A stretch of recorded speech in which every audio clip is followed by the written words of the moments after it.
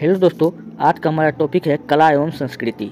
यहाँ से सभी एग्जाम में क्वेश्चन पूछे जाते हैं। तो चलिए, आपका पहला क्वेश्चन आज का है, तोता ए हिंद के उपनाम से कौन जाना जाता है। यानी कि तोता ए हिंद बोले तो हम लोग उसको किसके नाम से जानते हैं। तो तोता ए हिंद यानी हिंदुस्तान का तोता हम लोग किसको कहते हैं, आमिर खुसरो को कहते हैं। अच्छा, आमिर खुसरो वही व्यक्ति है जो तबला, गिटार, सितार और खड़ी बोली का जनक, खड़ी बोली का भी जनक किसको कहते हैं, आमिर खुसरो को कहते हैं। आप ये बात याद रख लीजिएगा। और है इब्न बतूता। इब्न बतूता से कुछ क्वेश्चन स्टार्ट करते हैं। इब्न बतूता पूछेगा कि किसके शासनकाल में भारत आया था। तो MBT मोहम्मद बिन तुगलक के शासनकाल में भारत आया था।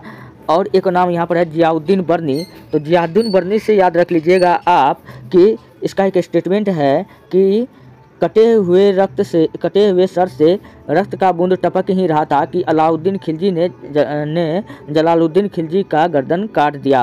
तो ये स्टेटमेंट किसका था, जियाउद्दीन बर्नी का था। आप इतना बात याद रख लीजिएगा। और ये मिर्ज़ा गालिब कौन था, ये शायर था। इतना बात आप याद रख लीजिएगा। चलिए बढ़ते हैं नेक्स्ट प्रश्न की ओर। वेदों की ओर लोटो का नारा किसने दिया था। तो वेदों की ओर लोटो का जो नारा दिया गया था वो स्वामी दयानंद सरस्वती के द्वारा दिया गया था। स्वामी दयानंद सरस्वती के द्वारा दिया गया था। लेकिन ऑप्शन में तो वो दिख नहीं रहा है। तो इन्होंने, स्वामी दयानंद सरस्वती ने कौन सा समाज का स्थापना किया था, आर्य समाज का स्थापना किया था। इसलिए देखिए, आर्य समाज हमको ऑप्शन में कहाँ दिख रहा है, तो हमको दिख रहा है ऑप्शन बी में दिख रहा है। इसलिए ऑप्शन बी इसका क्या हो जाएगा, बिल्कुल राइट हो जाएगा। अच्छा, ब्रह्म समाज का स्थापना पूछेगा कब किया गया। तो 1828 ईस्वी में राजा राम मोहन राय ने किया। और प्रार्थना समाज का स्थापना पूछेगा किसने किया था। तो आपको बताना है रामचंद्र पांडुरंग ने कौन सा समाज का स्थापना किया था, प्रार्थना समाज का स्थान किया था। आप इतना बात याद रख लीजिएगा। चलिए तीसरे नंबर की ओर हम लोग बढ़ते हैं कि यामिनी कृष्णमूर्ति का संबंध किस शास्त्रीय नृत्य से है। तो यामिनी कृष्णमूर्ति का जो संबंध है वो भरतनाट्यम नामक शास्त्रीय नृत्य से है। तो आप ये बात याद रख लीजिएगा। और कथकली पूछेगा कहाँ का नृत्य है। तो आपको बताना है केरल का है। कहाँ का है, केरल का है। ओडिसी कहाँ का है, तो उड़ीसा का है। ये सब तो बात आप जानबे करते हैं। और गरबा कहाँ का नृत्य है, तो ये गुजरात का है। भांगड़ा पूछेगा कहाँ का नृत्य है। तो भांगड़ा कहाँ का है, तो भांगड़ा हो गया आपका पंजाब का हो गया। अगर आपसे पूछे लौंडा डांस पूछेगा कहाँ फेमस है, तो ये बिहार में फेमस है। तो आप बताइए लौंडा डांस का जनक कौन है, बिहार में कौन लाया था लौंडा डांस। तो आप ये बात कमेंट में लिख करके बताइए। चलिए हम लोग बढ़ते हैं नेक्स्ट प्रश्न की ओर। अगला प्रश्न आपके सामने में है, इकेबाना किसकी जापानी रूप है। तो इकेबाना पूछा है किसकी जापानी रूप है। आधुनिक चित्रकारी का, युद्ध कला का, फूलों की सजावट का, कृषि की विविधता का। तो इसका राइट आंसर हो जाएगा फूलों की सजावट का। ये ऑप्शन सी इसका बिल्कुल राइट हो जाएगा। चलिए हम लोग बढ़ते हैं नेक्स्ट प्रश्न की ओर। अगला प्रश्न है, हिंदुस्तानी संगीत का सर्वाधिक प्राचीन घराना कौन सा है। तो हिंदुस्तानी संगीत का जो सबसे प्राचीन घराना है वो है ग्वालियर का घराना। ग्वालियर का घराना ये कहाँ पड़ता है, मध्य प्रदेश में पड़ता है। तो इसलिए इसका ऑप्शन ए बिल्कुल राइट हो जाएगा। मध्य प्रदेश से आप याद रख लीजिएगा। इसको हम लोग, मध्य प्रदेश को हम लोग कहते हैं नदियों की मायका कहते हैं, या हृदय प्रदेश कहते हैं। मैं पूछेगा कि मध्य प्रदेश को हृदय प्रदेश किसने कहा था, तो आप बताइएगा कि जवाहरलाल नेहरू ने कहा था। चलिए बढ़ते हैं नेक्स्ट प्रश्न की ओर। अगला प्रश्न आपके सामने में है, प्राचीनतम हिंदुस्तानी गायन शैली है। सबसे पुराना पूछ रहा है कि इनमें से कौन सा गायन शैली है। एक है गजल, ठुमरी, ध्रुपद, इनमें से कोई नहीं। तो सबसे प्राचीन जो है गायन शैली है वो कौन है, ध्रुपद है भैया। इसलिए इसका ऑप्शन भी बिल्कुल राइट होगा। आप ये बात याद रख लीजिएगा। नंबर का प्रश्न आपके सामने दिख रहा है, सबसे प्राचीन वाद्य यंत्र निम्नलिखित में से कौन सा है। चारों जो ऑप्शन दिया गया है, तो पूछा कि इनमें से सबसे प्राचीन कौन सा है। तो सितार भी सबसे प्राचीन नहीं है, सिरोद भी नहीं है, वीणा, तबला भी नहीं है। तो कौन बच गया, बीना है। सबसे प्राचीन वाद्य यंत्र कौन सा है, बीना है। इसलिए इसका ऑप्शन डी बिल्कुल राइट होगा। चलिए हम लोग बढ़ते हैं, बिहार में चित्रकला किसके समय में प्रसिद्ध के शिखर पर पहुंचा था। देखिए दोस्तों, यहाँ से आप दो बात याद रख लीजिएगा। अगर पूछेगा कि चित्रकला के स्वर्ण काल हम लोग किसको कहते हैं, तो आपको आंसर लगाना है जहांगीर। लेकिन वही अगर आपसे पूछे कि चित्रकला का स्वर्णकाल जहांगीर अच्छा, भारत का स्वर्णकाल पूछेगा किसके समय को कहा जाता है, तो तब आप बताइएगा शाहजहाँ। चित्रकला के स्वर्णकाल शाहजहाँ। अकबर का बचपन का नाम पूछे तो जलालुद्दीन, क्या बताना है, जलालुद्दीन बताना है। इन्होंने क्या बनाया था, तो 1571 में बुलंद दरवाज़ा बनाया था। कहाँ बनाया था, बुलंद दरवाज़ा जो बनाया था वो फतेहपुर सीकरी में बनाया था। कितना मीटर का बनाया था, तो 54 मीटर का बनाया था। आप ये बात याद रख लीजिएगा। इसी बुलंद दरवाज़ा में अलाउद्दीन खिलजी ने अलाई दरवाज़ा का निर्माण करवाया था। तो क्वेश्चन पूछेगा कि अलाई दरवाज़ा का निर्माण किसने कराया था, तो अलाउद्दीन खिलजी ने करवाया था। आप इतना बात याद रख लीजिएगा। और भी कुछ है, औरंगजेब को हम लोग आलमगीर के नाम से जानते हैं। आप ये भी बात याद रख लीजिएगा। और इसे हम लोग जिंदा पीढ़ भी कहते हैं। क्या कहते हैं, जिंदा पीढ़ भी कहते हैं। ये भी बात याद रख लीजिएगा। चलिए बढ़ते हैं नेक्स्ट प्रश्न की ओर। अगला प्रश्न आपके सामने में है, बनी ठनी किस चित्रशैली से संबंधित है। तो बनी ठनी पूछ रहा है कि किस चित्रशैली से संबंधित है। तो एक है बुंदू शैली, तो बी है किशनगढ़ शैली, ऑप्शन सी है चावन शैली, ऑप्शन डी है जयपुर शैली। इसका राइट आंसर जो होगा ऑप्शन सी होगा चावन शैली। चलिए, भागवत धर्म के प्रवर्तक निम्नलिखित में से कौन से हैं। तो भागवत धर्म का जो प्रवर्तक पूछ रहा है कौन है, तो भागवत धर्म का जो प्रवर्तक है वो कौन है, कृष्ण है। कौन है, कृष्ण है। इसलिए इसका ऑप्शन सी बिल्कुल राइट हो जाएगा। पुराणों की संख्या पूछ रहा है कि कितना होता है, तो हम बताए थे आपको एक ट्रिक, एक दोहा है, अष्टादश पुराणेषु व्यासस वचनम द्वन प्रोपकार पुण्याय पापाय परपीडनम। मतलब अष्टा मतलब होता है 8 और 10 मतलब होता है 10, 10 8 18। तो पुराण का संख्या कितना हो गया, 18। यही कह रहा था, अष्टादश पुराणेषु व्यासस वचनम द्वन प्रोपकार पुण्याय पापाय परपीडनम। ये दोहा का अर्थ होता है दोस्तों कि पुराण 18 होते हैं और 18 पुराणों में कवि वेद व्यास जी कहते हैं, क्या कहते हैं, दूसरे पर उपकार करने से खुद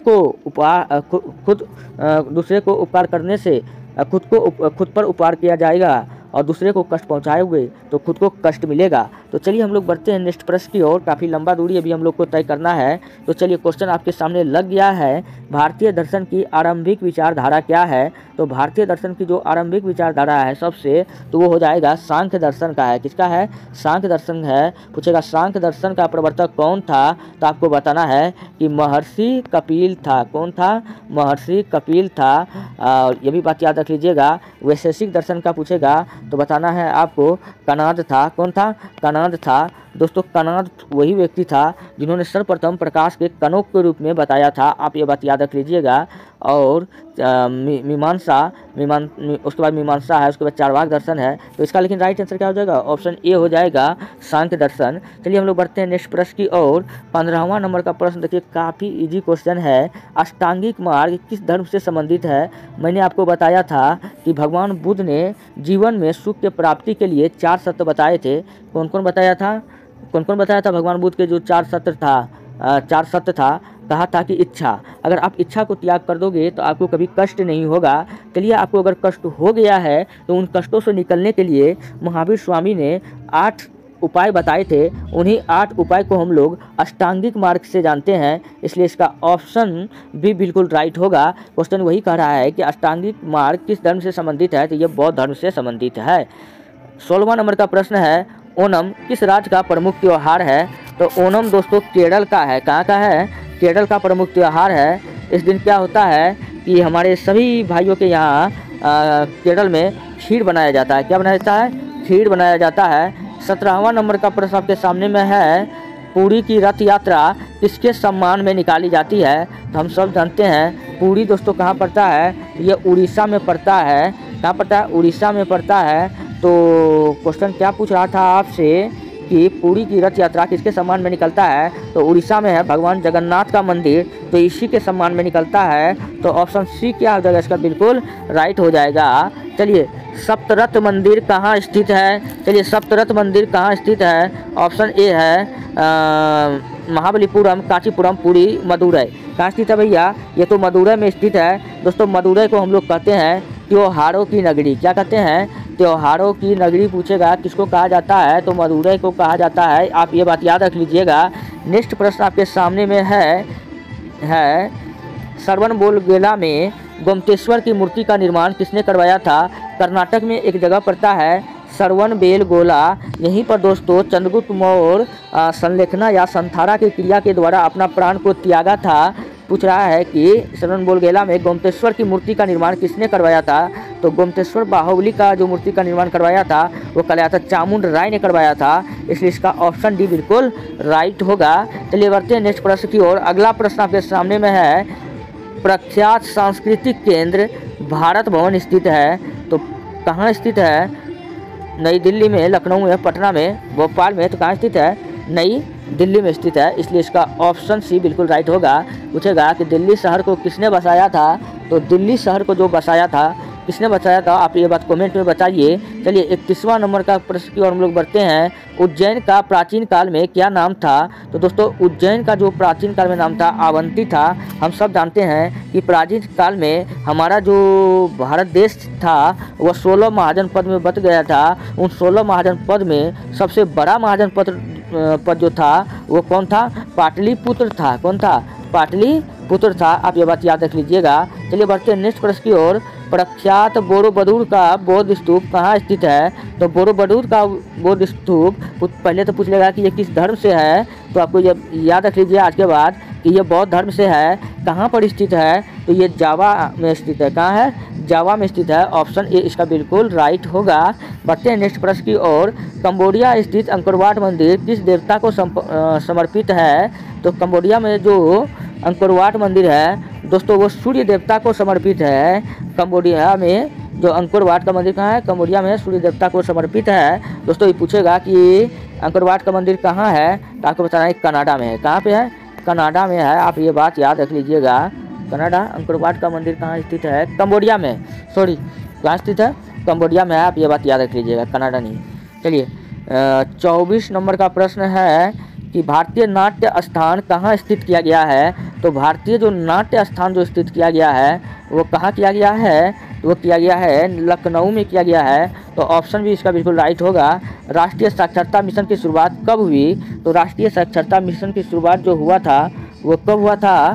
तो वो हुआ था 1985 ईस्वी में हुआ था। ऑप्शन 20 का ए इसका बिल्कुल राइट होगा। चलिए बढ़ते हैं नेक्स्ट प्रश्न की ओर।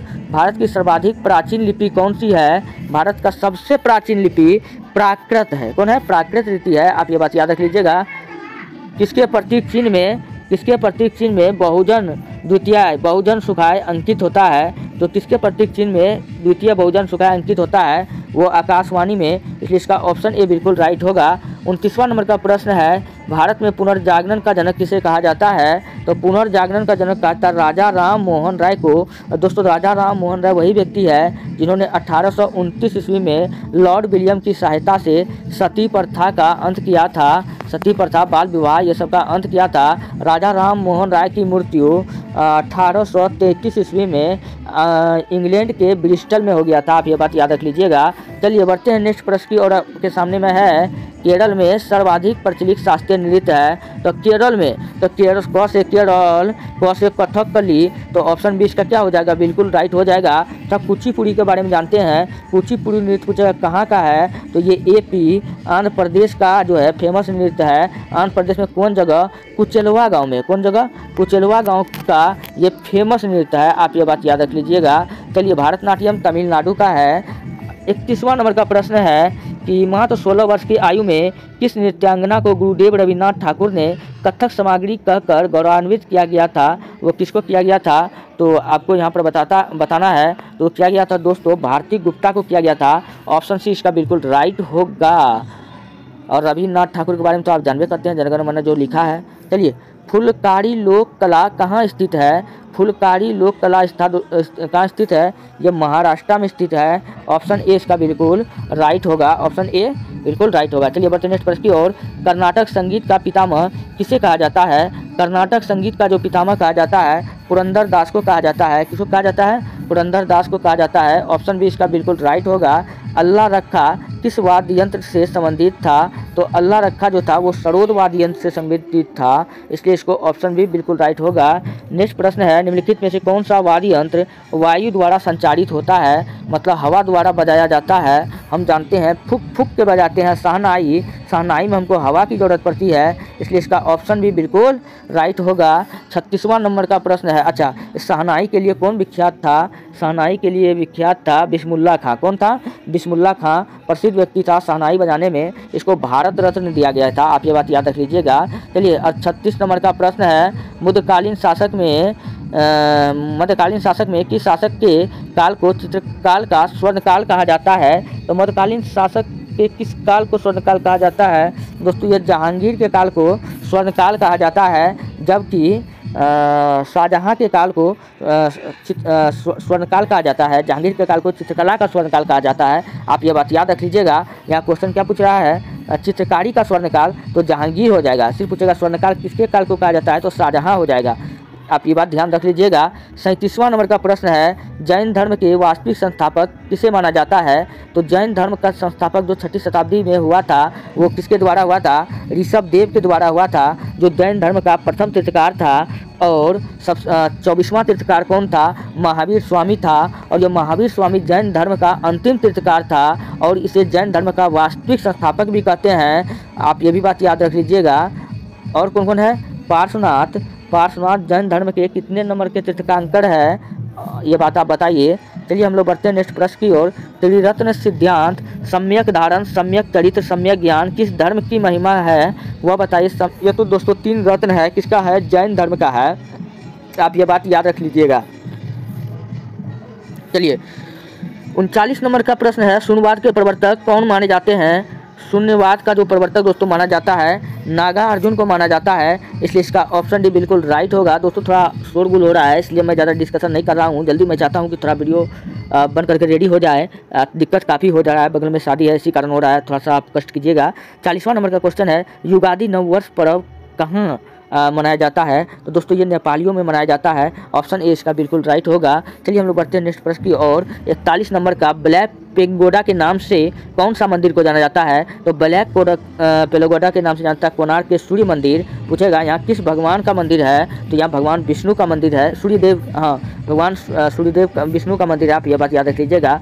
मंदिर की उत्तरी शैली किस नाम से जाना जाता है? ये नागर शैली के नाम से जाना जाता है। दोस्तों यहाँ शोरगुल के कारण मैं आपको नहीं बताना चाहता हूँ। एक होता है नागर शैली, एक होता है द्रविड़ शैली, एक होता है बैसर शैली। जितना भी मंदिर होता है ये तीनों शैली में बनाया जाता है। कभी मैं आपको ज़रूर बता दूंगा। तो फिलहाल 43 नंबर का क्वेश्चन कहता है, वीर भूमि किससे संबंधित है? तो वीर भूमि जो समाधि है वो किसका है? राजीव गांधी के समाधि को हम लोग कहते हैं वीर भूमि। लाल बहादुर शास्त्री को हम लोग कहते हैं विजय घाट। जगजीवन राम के समाधि को हम लोग कहते हैं समता स्थल। तो वीर भूमि हम लोग किसका कहें? तो वीर भूमि हम लोग कहें राजीव गांधी। और राजीव गांधी का हत्या कहाँ होया था? तो कोयम्बटूर में हुआ था। आप ये भी बात याद रख लीजिएगा। चलिए हम लोग बढ़ते हैं नेक्स्ट प्रश्न की ओर। अंकुरवाट का मंदिर कहाँ स्थित है? पीछे करके आए हैं, ये कंबोडिया में स्थित है। ये सूर्य भगवान का मंदिर है। चलिए हम लोग बढ़ते हैं नेक्स्ट प्रश्न की ओर।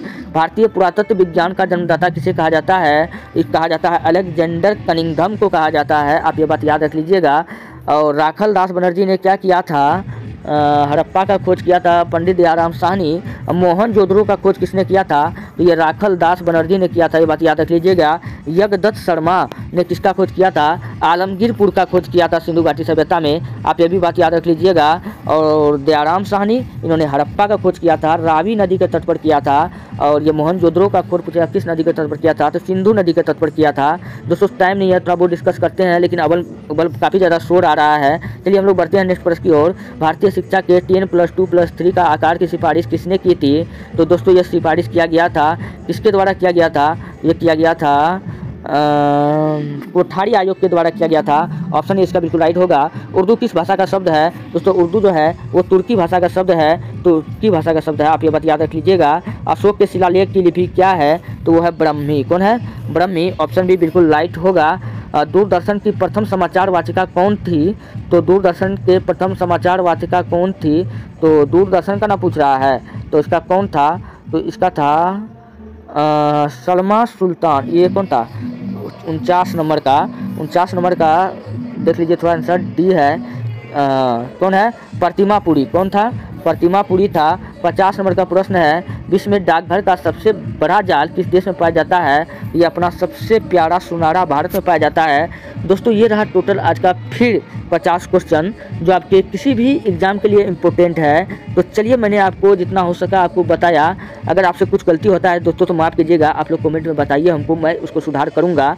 दोस्तों मैं हर रोज़ आपके लिए वीडियो बनाता रहता हूँ, 1 से 2 वीडियो पर रोज़ डालता हूँ कोई सेट का सोल्यूशन करवा करके। आप लोग उन वीडियो को देखें। अगर वीडियो आपको अच्छा लगता है तब आप हमारे चैनल को सब्सक्राइब कीजिए और वीडियो को लाइक कीजिए और जितना हो सके अपने दोस्तों में भेजिए। फिलहाल अगर आपको हमारा वीडियो का PDF चाहिए तो आप जाइए हमारे टेलीग्राम चैनल पर, वहाँ पर आप जाकर के सर्च कर सकते हैं ITIHASKI दुनिया 99। वहाँ से आप इस वीडियो का PDF प्राप्त कर सकते हैं। मिलते हैं नेक्स्ट वीडियो में, धन्यवाद।